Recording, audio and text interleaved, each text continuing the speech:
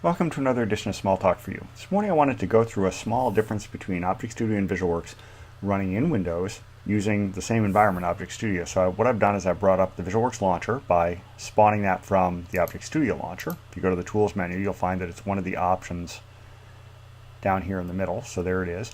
And I also brought up a workspace from here. Likewise, down in the VisualWorks launcher, what I did is I brought up a workspace here. Now, having done both those things, let's go to the ObjectStudio launcher. I've got curly bracket and then 1, 2, 3, 4, 5, which if I inspect this, is going to give me back an array. So I get an array. This is literal notation. I've got the ability to do that straight out of the ObjectStudio tools. However, if I've got a VisualWorks launcher up, notice what happens here. I inspect that here from this workspace, and it's a syntax error. This is the interesting thing about having a Smalltalk environment hosted within another environment. You have to be cognizant of which compiler you're using. Are you using the ObjectStudio compiler or are you using the VisualWorks compiler?